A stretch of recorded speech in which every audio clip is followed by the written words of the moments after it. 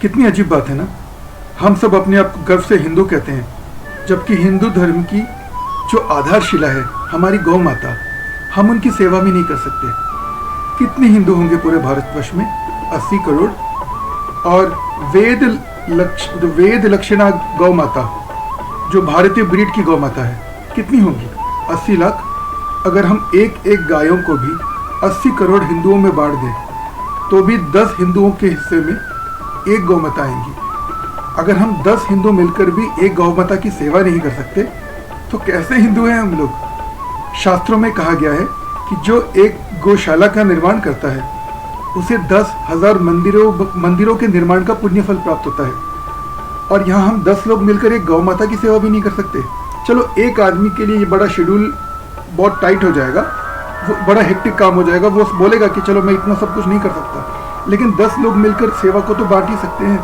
नहलाना है, खिलाना है और उनकी देखभाल करनी है कि कहीं कोई बीमारी ना हो। और क्या चाहिए गौ माता को? वो हमसे कुछ हाई फाई खाना भी तो नहीं मांगती। हम रूखा सूखा भी दे दे तो भूसे ही खा लेती हैं।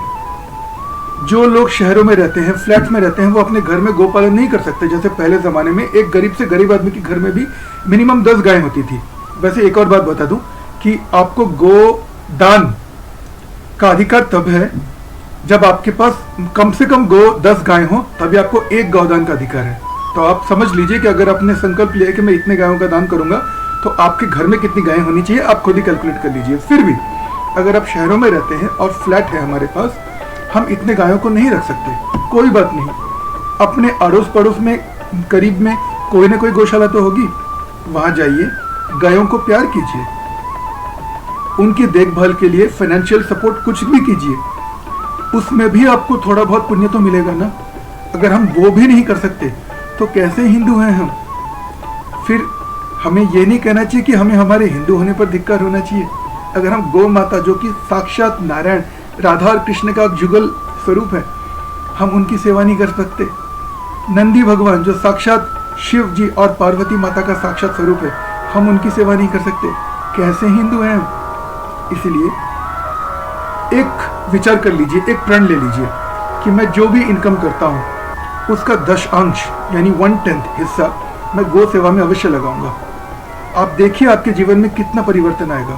आध्यात्मिक तो आध्यात्मिक, भौतिक परिवर्तन भी कितना आएगा। अरे गौ माता तो साक्षात कामधेनु है। अच्छे की इच्छाएं पूरी हो जाती हैं अगर गौ माता की कृपा हो जाए तो। आप लोग यथासंभव गौ सेवा अवश्य कीजिए। जय गौ माता।